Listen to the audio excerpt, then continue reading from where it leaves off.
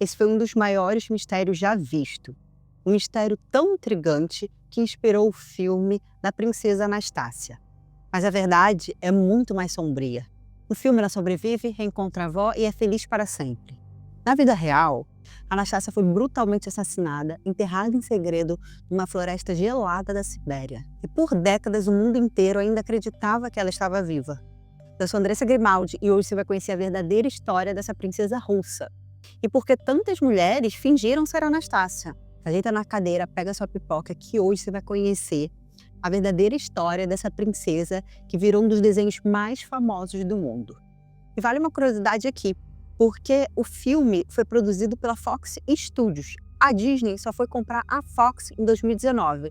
Então hoje o filme pertence à Disney. Na época trazia muito questionamento, porque quem geralmente produzia filme de princesa era a Disney. Então muitas pessoas naquela época, inclusive eu, achava que era da Disney. Mas não, era da Fox na época. A família Romanov, ela governou a Rússia por cerca de 300 anos. Eles ficaram 300 anos no poder. Nicolau II Romanov, ele era o imperador e ele se casou com a princesa alemã Alexandra.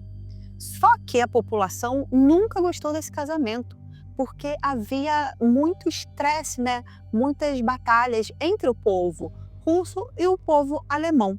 Com isso, o povo russo era revoltadíssimo com esse casamento.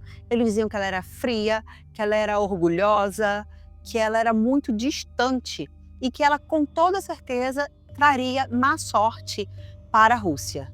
O casal teve 4 filhas em sequência: Olga, Tatiana, Maria, e em 1901 nasceu Anastácia. A cada nascimento, a decepção só aumentava.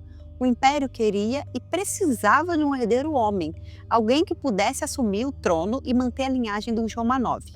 A pressão política e social era intensa, em especial contra Alexandra, acusada de ser incapaz de dar um filho homem ao povo russo. Anastácia era a 4ª filha numa sequência de filhas meninas. E com isso, todos ficavam muito frustrados, a corte, a população e principalmente os pais. Só em 1904, após anos desejando um filho homem, nasceu Alexei, o tão esperado herdeiro homem. O país comemorou muito, todos estavam extremamente felizes. Mas Alexei tinha hemofilia, uma condição genética que impede a coagulação do sangue. Um simples machucado pode levar à morte. Não havia cura e os médicos nada podiam fazer. Alexandra, devastada, passou a acreditar que a sobrevivência do filho estava ameaçada e ela era enlouquecida por esse filho. E é nesse contexto que surge Rasputin. Ele tinha uma fama de curandeiro, de bruxo e que havia dons espirituais. Após uma crise quase fatal de Alexei, Rasputin foi chamado à corte. Por coincidência, ele conseguiu acalmar o garoto e os pais acharam que ele teve algum poder ali sobre a cura da criança. A cesarina, Alexandra, ela acreditou que aquilo ali foi um milagre, que Rasputin era enviado de Deus. E a partir daí ele se tornou uma figura íntima da família e ela ficou completamente devota a ele. Rasputin era muito mal visto por todos, cercado por boatos de promiscuidade, manipulação e poder oculto. Inclusive, ele dizia por onde ele andava, por todos os bares que ele ia, porque ele também bebia muito, ele dizia para todo mundo, para quem quisesse ouvir, que o imperador permitia que ele dormisse com a mulher dele a hora que ele quisesse. Quando um capitão da polícia foi informar isso para Cesarina, ela disse: "Homens santos sempre sofrem perseguição", e não acreditou. Sim, bizarro. Mas Alexandra confiava cegamente nele. O povo começou a desconfiar que a monarquia estava sendo dominada por um bruxo. E isso manchou de vez a imagem da família imperial. Enquanto isso, a Rússia mergulhava no caos. Era a Revolução Russa, guerra com o Japão, repreensão interna, fome e protestos com muito sangue. Nicolau era cada vez mais visto como fraco, ausente e dominado pela esposa e pelo místico Rasputin. Ele ficava com medo de realmente Rasputin ter esse poder de cura sobre o filho. A figura do César deixou de ser enaltecida e passou a ser odiada. Relatos e fotos da época mostram Anastácia como uma menina viva, divertida, cheia de personalidade. Ela adorava contar piadas, pregar peças e era a mais irreverente das irmãs. Mas tem relatos também de uma prima falando que a Anastácia era uma menina odiosa, detestável, que fazia mal para as pessoas e debochada. Durante a Primeira Guerra Mundial, Nicolau II, pressionado, assumiu o comando direto das Forças Armadas a conselho de Rasputin e se afastou da capital, deixando a cesarina Alexandra sozinha no palácio com seus filhos e com Rasputin. Inclusive dizem que a mãe permitia que Rasputin abusasse das próprias filhas. Esse afastamento foi desastroso. Enquanto Nicolau perdia batalhas nas trincheiras, Alexandre e Rasputin governavam a Rússia com decisões impopulares, demissões sucessivas e um ar de fanatismo. Em 1916, os rumores sobre Rasputin já tinham ultrapassado os muros do palácio. Chamado de monge louco, ele era visto por muitos como um manipulador que tinha a cesarina Alexandra nas mãos. Para a elite russa, ele era uma ameaça real à estabilidade do império, e então decidiram eliminá-lo. Na madrugada gelada de 30 de dezembro, Rasputin foi atraído até o palácio do príncipe Félix. Lá, ofereceram a ele vinho e bolos supostamente envenenados com cianeto. Ele comeu, bebeu e nada aconteceu. Desesperado, Félix sacou uma arma e atirou no peito de Rasputin. Ele caiu. Pensaram que ele estava morto. Minutos depois, Rasputin se levantou e tentou fugir. Cambaleando pelo jardim, levou mais 2 tiros, um deles na cabeça. Mesmo assim, segundo relatos, ainda respirava. Para garantir, o jogaram no rio Neva, que estava congelado. O final foi como num desenho animado. Dias depois, seu corpo foi encontrado e o que mais chocou, a autópsia sugeriu que a água foi encontrada em seus pulmões. Ou seja, ele ainda estava vivo quando foi lançado no rio congelado. A morte de Rasputin não salvou os Romanov. 7 meses depois, os próprios imperadores seriam executados. E o nome Romanov passaria da história para um mito. O povo passava fome, os soldados morreram aos milhares, os trabalhadores se revoltaram e em 1917 Nicolau foi forçado a abdicar do trono, após 300 anos da família Romanov no poder. A família imperial foi presa, primeiramente na sua casa. Depois, eles foram transferidos para o interior e ficavam ali de cidade em cidade, e eles estavam sempre como prisioneiros, sempre vigiados pelos bolcheviques, um grupo comunista radical. Primeira tenso, o Exército Branco, eles queriam libertar os Romanov, e eles eram em maior número em relação ao Exército Vermelho, que eram dos comunistas. E com isso, eles conseguiriam resgatar facilmente a família Romanov. Então os bolcheviques tomaram uma decisão secreta: eliminar a família Romanov para que eles nunca voltassem ao poder. Eles não poderiam correr esse risco.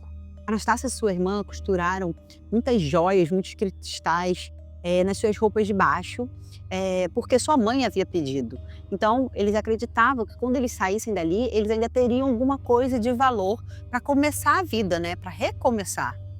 Eles acreditavam que seriam enviados para o exílio, provavelmente ali na Inglaterra, mas isso nunca aconteceu. Na madrugada de 17 de julho de 1918, o comissário Yakov ordenou que todos da família fossem acordados e levados para o porão da casa ali onde eles estavam sendo feitos de prisioneiros. Inclusive na casa onde o Exército Branco estava quase chegando. Isso tudo sob o pretexto de segurança. Estavam presentes Nicolau, Alexandra, os 5 filhos, alguns ali de seus funcionários mais íntimos que ainda foram fiéis aos Romanov e o doguinho deles. Já no porão, Nicolau perguntou se eles poderiam pelo menos dar uma cadeira ali para a cesarina ela se sentar junto com o menino, que estavam debilitados. Inclusive as cadeiras foram levadas até eles.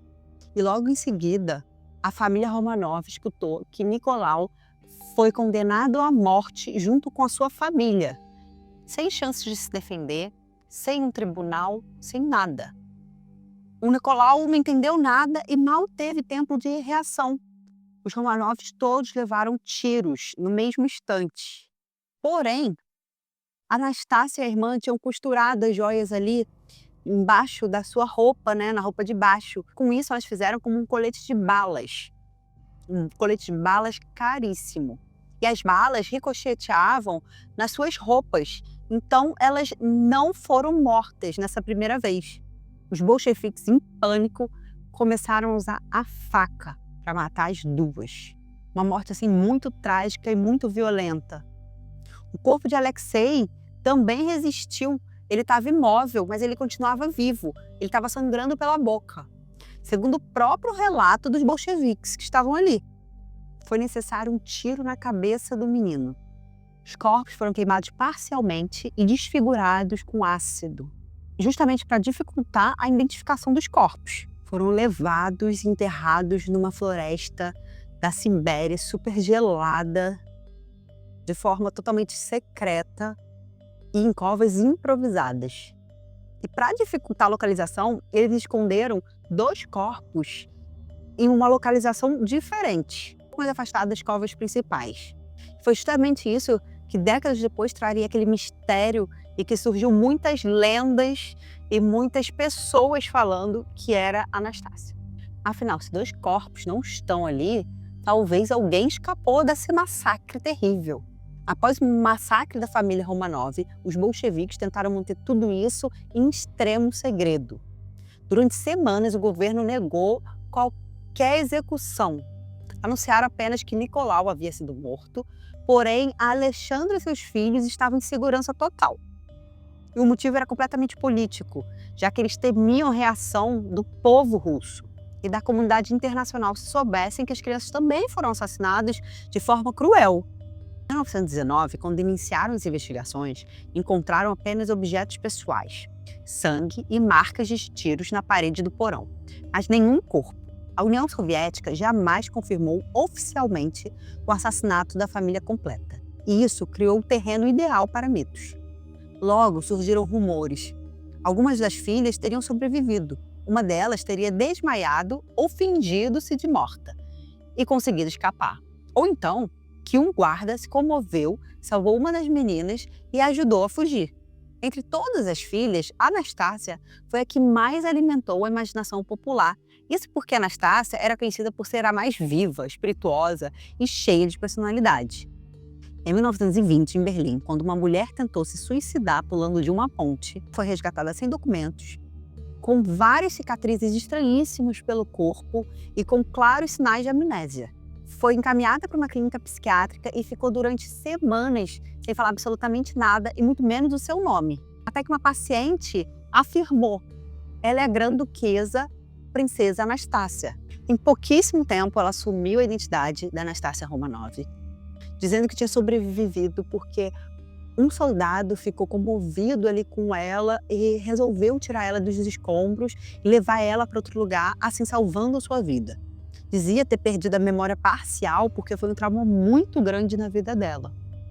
Mas tudo isso, curiosamente, porque as pessoas cismaram que ela realmente era Anastácia e começaram a enviar muito dinheiro para ela, dizendo que ela precisava ter a vida que ela merecia, de princesa. Essas pessoas realmente acreditavam que ela era Anastácia.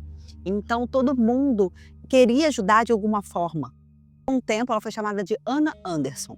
Anderson apresentava cicatrizes estranhas em todo o corpo, falava russo com sotaque e conhecia detalhes da corte russa que poucos sabiam. Vários ex-servos da corte afirmaram acreditar que ela era realmente Anastácia, mas outros nem tanto, incluindo a irmã de César Nicolau II. A chamaram de impostora, que não teria direito nenhum à herança milionária da família. Anna Anderson foi alvo de investigações, entrevistas e processos. Em 1938, moveu uma ação judicial na Alemanha para ser reconhecida oficialmente como Anastácia. Processo que durou 40 anos e terminou sem veredito final. Até sua morte, em 1984, ela insistia que era Anastácia. Enquanto isso, milhares de pessoas ao redor do mundo acreditavam na sua história. Hollywood abraçou a narrativa e o cinema ajudou a solidificar a lenda. Foi criado o desenho Anastácia, a jovem princesa perdida que sobreviveu à revolução e vagou pelo mundo sem memória em busca da sua identidade. Durante décadas, o governo soviético negou qualquer investigação sobre a morte dos Romanov.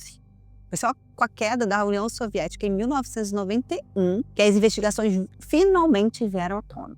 O governo autorizou a exumação oficial da vala comum que haviam encontrado em uma floresta remota. Foram encontrados 9 esqueletos, que correspondem ao César Nicolau, sua esposa Alexandra, 3 de suas filhas e 4 acompanhantes. O médico dos Romanov, a criada, o cozinheiro, o mordomo. Faltavam 2 corpos, o do Alexei e de uma das filhas, Anastácia ou Maria. Elas tinham poucos anos de diferença e a altura era bem parecida, então eles não conseguiam identificar qual era a ossada de cada um. A ausência desses dois corpos reacendeu a teoria da sobrevivência. O caso de Anna Anderson deu um novo fôlego e a população queria impolvorosamente o veredito final. Testes mortais foram enviados aos laboratórios na Rússia, Reino Unido e Estados Unidos. Através do DNA, tiveram certeza que os restos pertenciam aos Romanov. Nicolau, Alexandra e 3 filhas haviam sido identificadas com altíssima precisão.